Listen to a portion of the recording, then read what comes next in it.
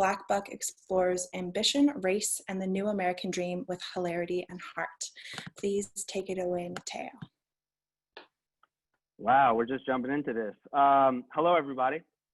As Katerina said, my name is Mateo, author of Black Buck. Thank you for your time and attention this afternoon.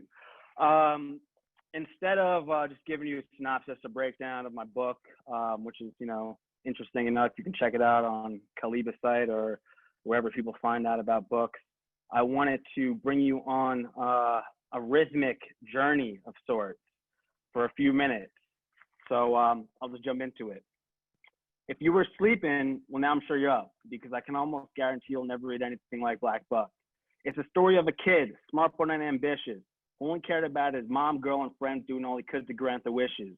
But one day things changed with the arrival of a man who saw something within our character and then began to plan how to teach this kid, inspire, and grow his potential for his own gain and the gain of his company. Yeah, you see, it was all mental. As time passed, as it often does, our character went from being Darren to Buck, embracing his new name with love, struggling to recreate himself like switching books on a shelf. Yeah, within that struggle were mistakes. You could say he lost his true wealth. For what shall it profit a man if he gains the whole world at the cost of his soul? Jesus said that, something a man Buck was never told. He climbed to the top, higher than the Empire State and even Everest. It was a cold world all the way up there, alone with no one to protect him. But somehow, with the help of friends new and old, he found a way back to who he was. With a push, he was sold. I don't like who I am, just another successful token, are the words he told himself, staring at his heart, which is more than broken. So our man hatched a plan, I guess you could call it a plot, to redefine what it means to be a minority in the workplace. Yeah, there was trouble, a lot. He got what he got, and he gave what he gave. There were those who came after him, and those he couldn't save, including himself. But let's not get ahead. Black Buck, I promise, the truest thing you've ever read. So now that your ears are all primed up and ready with a couple rhymes, I'm done. There will be no more rhyming for the remainder of my session. But I do want to answer a question that I've been getting over the past couple of weeks. I've been fortunate enough to be at a few of these events. I don't know how it happens behind the scenes, my publisher, my publicist, whoever does it, thank you, and thank you for hosting these events. But one question has been, why sales? And typically, I counter with my own question, which is this, and I want you to think of it yourselves. You don't have to answer in the chat. This is one of those internal questions where you'll know the answer. And there's no real wrong answer. And it's this. If I say to think of a salesperson, who comes to mind? I'll give you a couple seconds. Just think. For me, in the past, when people ask me this question, I would think of Vin Diesel or Ben Affleck from Boiler Room, classic sales movie. Or I think of Michael Douglas from Wall Street, corporate raider guy, another classic. I would think of Alec Baldwin and Glengarry Glen Ross, Leo in Wolf of Wall Street. The list goes on, which is a problem. Who we think of when we answer that question, typically male and white, is a direct reflection of who we believe represents ourselves and the American dream. And this, as we would say in the world of startups, is ripe for disruption. So sales, right? It's American. It says American is baseball, apple pie, or one of our original commodities, slavery. And I wrote Black Buck, which comes out in January 2021, because of my own experience as a director of sales development at a startup a few years back. I hired a handful of Black and brown people, but I do wish I had done more. I wish that I had not only given people opportunity, but done more to nurture them. I wish that I had said, bring all of your friends in, right? And, provided that people are qualified, that we can train them up, which isn't hard to do, for entry-level sales jobs, at least in the world that I was coming from. So when I wrote Black Buck, I wanted to write a page-turning narrative, right? This is like 386 to 400 pages. I couldn't have you tossing it out halfway. But I also wanted it to double as a sales manual to help anyone who reads it, especially Black and brown people, be able to take away a few gems that they can use to advance themselves and the lives of those that they love. I also decided that it was time for a new salesperson. I just rattled off a bunch of different names, and none of them were Black, none of them were people of color. So I thought that it was time for America to have a new type of salesperson, a Black man, to root for and at times hate. you know, we got to keep it real. You're not gonna love it. I don't know you, right? But I don't think you're gonna love this guy throughout the course of the book. There's ups and downs with all complex characters. But beyond that, I wanted to let minorities in the workplace know that they're not crazy, right? When they perceive a joke to be racist, they're not paranoid when they're like, yo, is Janet in marketing staring at me, wondering if my hair is like real or weave? And that they're not too sensitive when they say, hey, why aren't there more Black or brown people like me in the room? So with this book, Black Book, my debut novel, I aim to make sure that marginalized people from a variety of backgrounds, whether that's sexual orientation, race, gender expression, or religion, understand that they should never, ever be made to feel less than again. Now, you're just gonna have to read it. Let me know if I hit the mark, and if I missed it horribly, you can let me know that too. You know, that's just how it goes. Thank you for your time. Have a great day. Thanks so much, Mateo. That was awesome. All right, so next up, we have Gary Kamiya and Paul Madonna. They are two prize-winning contemporary chronicles of San Francisco, and they've written their new book, Spirits of San Francisco, Voyages Through the Unknown City. Together, Gary Kamiya and Paul Madonna have created a truly gorgeous portrait of a beloved city. Please take it away.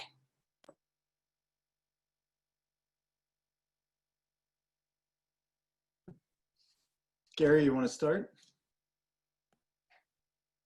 Is Gary in the room? Yes, he has to unmute. There you are. Can you hear me? Yep, we can hear you. Great. Yeah, I'll take it away. Yeah, I wanted to work with Paul way back when Cool Gray City of Love came out in 2013, but he had too much on his plate at that time. But we met and we talked and hit it off, and we realized that we wanted to work together. There was something about our mutual oddity, our creative look at San Francisco from a sort of a cockeyed, unusual, mysterious view, and a lot of other things that just was simpatico. And we also just got along really well. And then Paul started working on what turned into this book at a San Francisco magazine called the Nob Hill Gazette. And Paul, why don't you take it from there? And that's how we actually came to do this book. Yeah, so I had been called by Bloomsbury to work on Cool Gray City of Love, but the subtitle of that book was 49 Views of San Francisco. And I had about 8 weeks to do all the work, and it was just impossible. So I called Gary up and I was like, hey man, sorry, I have to pass. At the time I was doing my series All Over Coffee in the San Francisco Chronicle, which basically I was drawing the city and I was doing all the sites that were not the beautiful sites, but were to me the richness of San Francisco. And so, after I ended that series, I started doing a series for the Gazette. I wanted to take a full turn and start drawing the things that people have been wanting me to draw for a decade. And so I called Gary up because to me, Gary is the historical chronicler of San Francisco. And I said, all right, here's our time.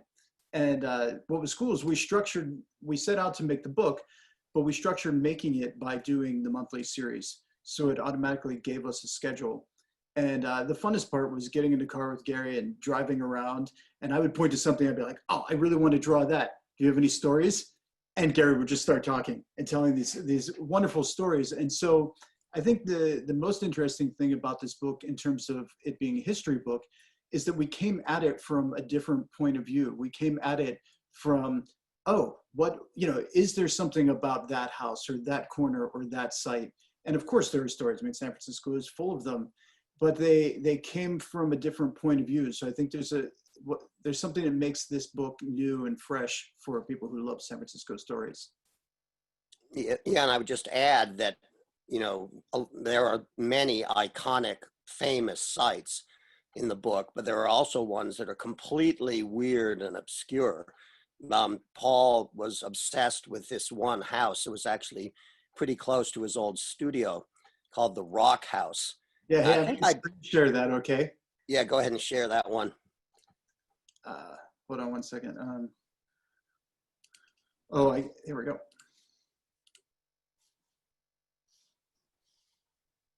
Can you guys see that? Or are you still seeing me? Yeah, we can see it. I can see it. Okay. Yeah, so this you can see as he gets it a little tighter that this huge house, which is something like 7,000 square feet, stands on top of this enormous rock platform. Probably the biggest piece of rock that any house stands on in San Francisco. And I'd probably seen this house in my wanderings. It's in a weird part of town. It's on San Bruno near Utah, on this kind of little orphaned stretch of Potrero Hill that's bisected by 101. So you don't tend to see it unless you're just wandering around there. And this was one of those ones where some of the things we did in the book I already knew, like the Palace of Fine Arts. There's 15 historical stories you can tell about the Palace of Fine Arts. This one, it was like, I'm going to scramble and see what I can figure out about this damn thing.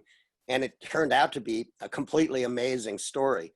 But there was definitely serendipity in a lot of these sites, because some of them were chosen more because of their famous status or because of the historical stories they had. But others were just chosen because they were completely weird, like this building, which is actually called the Rock House, and which was briefly used as a dormitory for men by SF State. And then a very weird, famous graphic designer named Rudolf Schaefer had a big studio in it for years. And it was a home for wayward boys. And now it's owned by some gazillionaire. So it's had a really classic sort of San Francisco checkered career. And one of the fun things about doing this book was just not like sticking your hand into the historical bag and not knowing what was going to come out.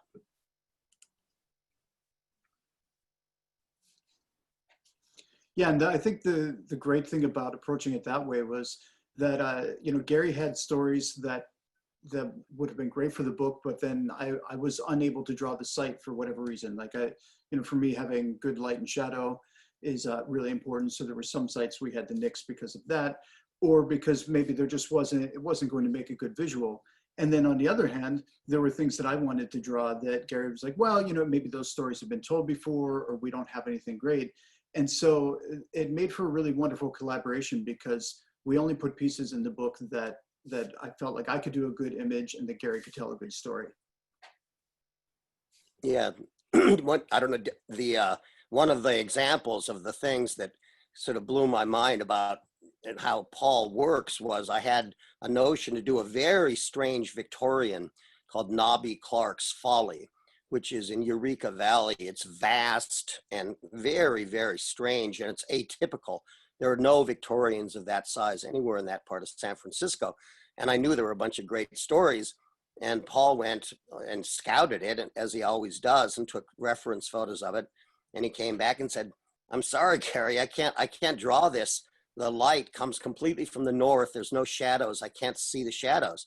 And the shadows and the chiaroscuro and the mysteriousness of that is such a big part of Paul's work that it just wouldn't work. So instead we chose the Haas Lilienthal house. So we went from this obscure, bizarre one to this very famous one, but which also has an incredibly fascinating story. So there's that kind of collaboration and getting things shot down for various reasons was part of the fun. It wasn't, it wasn't a cookie cutter process by any means. And as Paul said, that one of the best things was just driving around, and I took him to stuff he hadn't seen before, and he took me to stuff I hadn't seen before. I think, Paul, I don't think you'd seen the Sunken Streets, the Shipley Street. No, and actually I have that one right here. I can show that. Are you guys seeing this? Yeah, this is on a middle south of Market Street. It's almost an alley called Shipley. And this is a example of earthquake subsidence. So in 1906, all of the land south of Market was on a great swamp, the Mission Bay swamp, and much of it subsided, often with horrific and tragic consequences. Hundreds of people died in tenements down there. But one of the weird things that happened to some of these streets, the streets themselves would sink several feet, sometimes 6 or 7 feet into the muck. And then when the streets were regraded, you'd get buildings like this where you can see at the bottom, those once were full on garages and windows. And now the house, it's like the house is literally buried. It's like John Malkovich's floor, you know, it's like floor 13 and a half. So there's some really, and this was a really striking example. I interviewed a guy in it years ago, and he said you could roll a ball down his hall and completely tilts off to the left. It's all cattywampus as well as being sunk. So it's a great visual, and it gives an opportunity to tell these great stories about the devastating effect of the earthquake south of Market. So that was a fun one. How are we doing on time? I think you've about hit it, but if you want to show one more, that's no problem. Let's see. Hey, Gary, how about South Park? Great. Yeah, show South Park. And as he pulls it up, I'll just say I had a lot of fun with this because I went through about 60 or 80 years of the Chronicle just searching for all mentions of South Park. And I did an entire history of this neighborhood, all in crime. And crime is, you know, one of the most amazing ways of tracing the evolution of a neighborhood. And this neighborhood was once San Francisco's swankiest neighborhood, this and adjoining Rincon Hill. Then it fell on very hard times, and now it's reemerged again as kind of a, you know, South of Market tech haven. It's, you know, this beautiful playground, but it's had this wild ride, and it was a lot of fun and fascinating just to dig out the stories of all the crimes that took place in this this kind of unique English style oval in the heart of South of Market. So those are the kind of, you know, serendipity and, you know, unique perspectives that I think that he brought to this book, and that people will see something new, both visually and historically, about San Francisco, which was our intention. Thanks so much, guys. That was absolutely fascinating. Thank you. Thank you. All right, up next we have Flynn Berry. Flynn Berry's debut novel, Under the Harrow, won the 2017 Edgar Award for Best First Novel, and it was amazing. Her latest is a thrilling tale titled Northern Spy, about two sisters who become entangled with the IRA. Please take it away, Flynn. Hi. So I have a 3-week-old baby, so I'm sorry if I lose my train of thought at any point. There's not a lot of sleep going on in this house. I also want to say I live in East LA, so my local bookstore is Skylight, and before I moved it was Diesel, and I also love Vroman's and Book Soup. I'm not sure if anyone's here from those, but I just wanted to say thank you because it's been a real pleasure being able to go into a bookstore and pretend that things are still normal. So I'm very glad that you guys are doing the heroic job you're doing of keeping the ship going at the moment. So my book is called Northern Spy. It's about two sisters, Tessa and Marion, and their entanglement with the new IRA in Belfast. I wanted to write about terrorism. I think for my generation, terrorism and responses to terrorism, even more so, have shaped our lives hugely. And the IRA is interesting because it has supposedly a pretty simple aim and a pretty noble one to end colonialism in Ireland, but its means are atrocious. So I wanted to write about that conflict and also just about what it's like to try to live an ordinary life with these varying threat levels, which I think we're all doing to a greater or lesser extent every day. I'm also going to share images, but it's going to be wonkier than Paul's, which is very elegant. So the reason I started the book was a few things. One is this image of two women in skirts and berets holding automatic rifles, which is from the Troubles. My book is contemporary. This is an image from the Troubles. Sorry, Flynn, we just see the folder right now and not the image. Oh, no. All right, I'm going to stop sharing then. It's not worth it. But I saw this image that was pretty extraordinary, and I wanted to know who these women were. So it's just two young women. You only see their backs, and they're on a training camp for the IRA. And I was wondering what it would be like to make that decision to join. I also had heard an anecdote about two sisters, one of whom left Belfast and went to university in England, and the other one who stayed. And one sister was studying in a library at university, and the other was lying in a ditch watching a police station. And I was just wondering what it would be like to have such a divergence in one family and why one person would go in one direction. And then the last piece that kind of inspired the book was an article by Patrick Radden Keefe in the New Yorker that preceded Say Nothing, which was about the disappearance of a woman named Jean McConville. And it described how one of her sons got in a taxi driven by one of the men who had abducted her. And he didn't say anything, because if he said something, it could have brought reprisals on him. And I thought that was a really interesting scenario, that you have the society that's supposedly at peace, but in which you still have people who have done crimes living with their victims in this kind of uneasy scenario.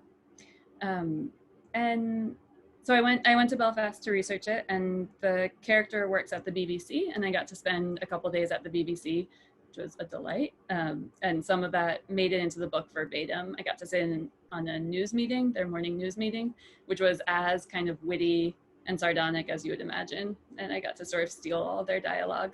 And I also interviewed a lot of women. The most compelling, and the one I've stayed in touch with, is a woman named Maria Cahill, who is the first survivor of rape to accuse an IRA member publicly at great personal risk, and was then sort of got a whole kangaroo court trial within the IRA when she came forward. I also interviewed a security journalist who receives death threats all the time from various paramilitaries, and a detective in counterterrorism, and a former IRA member. So I could have kept researching this book for the rest of my life, but at some point I had to stop and send it off. And it's, the last thing I'll say about it is that it is interesting to write about something that is such an ongoing conflict. And as I was writing it, the journalist Lyra McKee was murdered by the new IRA. And the IRA afterwards put up a sign in Derry in Northern Ireland that said, "They will forget about you, we won't," which was a warning to informers not to go to the police, and that if they did go to the police, they would be found and shot. But it also struck me, and it became the epigraph of the book, because it struck me as also a kind of promise, where the IRA was saying to these young men, mostly, who have been kind of forgotten by society and left behind, that they won't forget about them, that they would take care of them. And the way that they recruit members is, it seems, most of all just with love, and with the sense that if they come and join the IRA, they'll have this family, and they'll be part of something, and they'll have meaning. And I was thinking how compelling that is for anyone, whether you're a 16-year-old who suddenly is going on Republican commemoration marches, or someone who seems like they should have a straighter path in life. So I hope you enjoy it, and thank you for being here. Thanks very much, Flynn. All right, up next, we have Nadia Owusu. She is a Brooklyn-based writer and an urban planner. Her highly anticipated first book, Aftershocks, a Memoir, is a genre-bending work that intertwines literary memoir and cultural history. Thank you. Thank you all so much for having me. Yes, my name is Nadia Owusu. How awesome to hear from all of these writers about these really amazing books that are coming out. I am an urban planner, so I'm super fascinated by Paul and Gary's process as well. When I imagined launching my first book, the part I was most excited about was visiting bookstores and spending lots of time with book people. And as someone who has struggled to find my place in the world, chronicled in my book Aftershocks, bookstores have always been a reliable refuge to me. And so, like Flynn, I've still been spending a lot of time kind of wandering into the bookstores that are still open, and buying a lot of books online. And I hope to visit some of you in person someday.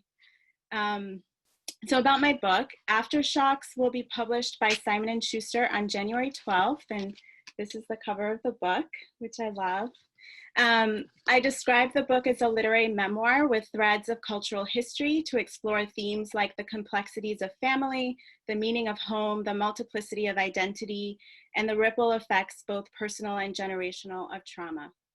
A bit about my story. My mother left when I was 2. My sister and I were raised by our father, who was the great hero of my life, and he worked for a UN agency. So we moved to a different country every couple of years. And when I was 7 and we were living in Rome, after a long absence, my mother showed up at our house on the same day that I learned about a catastrophic earthquake that destroyed the city of Spitak in Armenia. And my father always listened to the BBC World Service in the morning. And I remember the voice on the radio talking about the possibility of aftershocks. And I remember asking my father what aftershocks are. And he said, they are tremors that follow an earthquake, the Earth's delayed reaction to stress. And later that day, my mother took my sister and me to lunch, and we walked around Piazza Navona in Rome. And then that evening, she dropped us back at our house, and she was gone again. And maybe because my mother is Armenian American, or maybe because my father generally avoided the topic of my mother, and I felt like I wasn't supposed to talk about her. But the earthquake and my personal shaking and having my mother show up and leave so quickly kind of combined and conflated in me, and I became obsessed with earthquakes, and specifically the ways we predict and measure disaster. And this obsession kind of fermented as I got older and lived through other disasters, both private and seismic. My family lived in Ethiopia during the Civil War. My father died when I was 13, and my mother still was not ready to be my mother. An act of terrorism in Uganda, a shaky relationship with my stepmother, who I lived with after my father died, being at the World Trade Center on 9/11 after I moved to New York for college, and panic attacks and depression. And I began to think of my own life as existing on fault lines. I was a global citizen and a person without a clear home. I have a US passport. My father was from Ghana. My mother is Armenian from Watertown, Massachusetts. And my stepmother is Tanzanian. But I'm always an outsider in all of those cultures, and I struggle to find steady ground, even in my own sense of self. And at times I was tormented by signals in my body, and I likened those signals to a seismometer warning me that another disaster was coming. And then when I was in my 20s, my stepmother came to visit me in New York, and we had a fight, and she revealed what is either a secret or a lie about my father. And it caused me to question my relationship with him, which was one of the few things in my life that was constant and steady. And so then what followed was a real reckoning. And I retreated for a week to a blue rocking chair in my bedroom, and I felt like I really needed to retreat from my life, to grieve in a way I'd never allowed myself, and to imagine and write myself a story I could live in, because a lot of the stories I'd been given about my history, African history, the history of the Armenian genocide that brought my ancestors to America, all of those stories were uninhabitable for me. And those histories are often ill-treated, as are the stories of families like mine, immigrant families, Black families, families from the so-called developing world. And I wanted to narrate myself to deeper understanding of the beautiful and rich histories and cultures of the places my family came from, and all the places I briefly called home, and the forces and private choices that shaped my life. My lovely editor, Dawn Davis, paid me the biggest compliment when she wrote that Aftershocks joins the likes of Esme Wei-Jin Wang's The Collected Schizophrenias in terms of its treatment of mental illness, and that it does for race identity what Maggie Nelson did for gender identity in the Argonauts. So this really is a book about the stories we carry in our bodies and how we can create new ones. And the book started as a way for me to overcome kind of the aches of isolation and dislocation and disconnection. And I think those are aches that we're all probably feeling right now in some way. And I began from a place of grief, but I found that I was really writing toward love and connection. And I discovered how actively people in my life worked to love me, and how actively I held on to love for them across oceans and continents and estrangements. And so as I was writing the book, the biggest message that I took away was that we can persevere in loving each other. It's an active thing, even when, and especially when, distance or other forces make it difficult. And I hope that that's a message that resonates with readers as we navigate these uncertain and unsteady times. And thank you again for everything that you do to provide home and refuge for so many of us, and for championing borderless love through literature. I really appreciate it. Thank you, Nadia. That was wonderful. We lost Katerina, but I'm still here. So I'm going to introduce Gabriela Garcia. She's the author of Women and Salt. So take it away. Thank you so much. So excited to be here.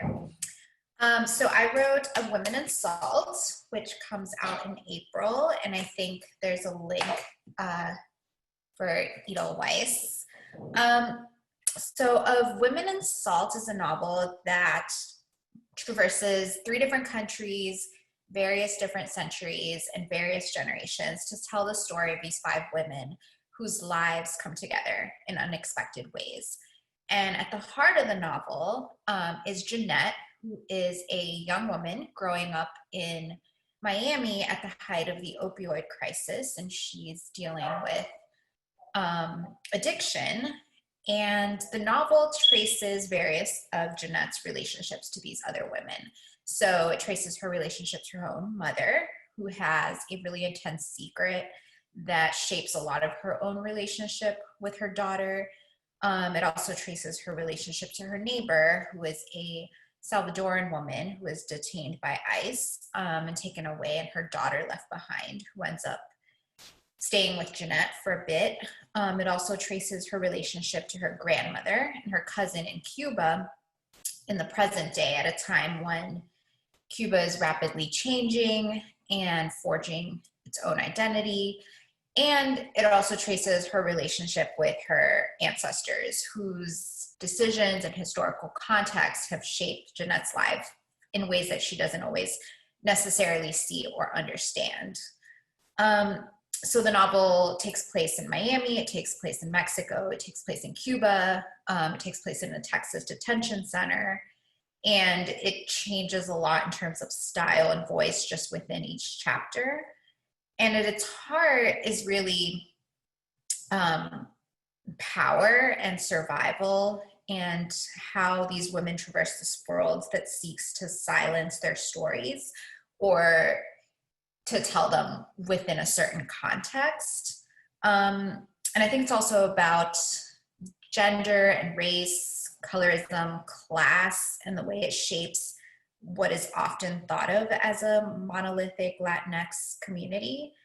And part of why I wrote it is because I was thinking about my own experience as the daughter of a Cuban immigrant and a Mexican immigrant.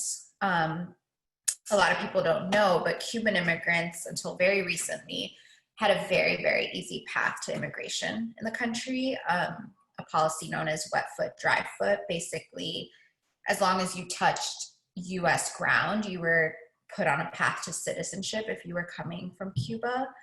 And there were even like so many resources available to Cuban immigrants. And part of it is that,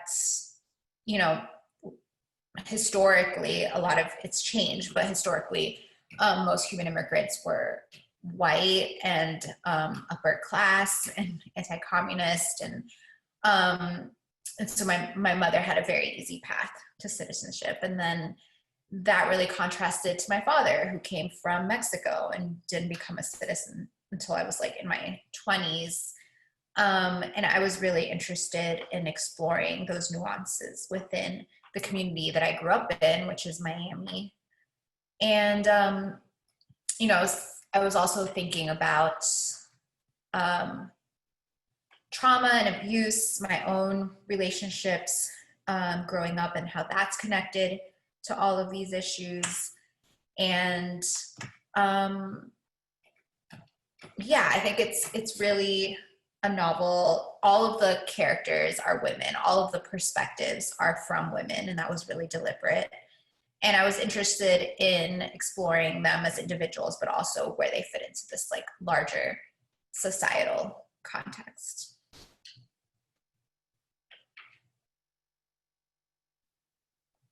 Wonderful. Well, thank you so much. I also want to point out the quote from Roxane Gay about Gabriela's book. Gabriela Garcia captures the lives of Cuban women in a world to which they refuse to surrender, and she does so with precision and generosity and beauty. I saw that and I got excited. But thank you folks so much, and I know that Katerina disappeared. I'm sorry about that. But next up at 4 o'clock, we're having Jenny Lawson with Broken. But again, I wanted to thank our authors for popping in, and yeah, thank you.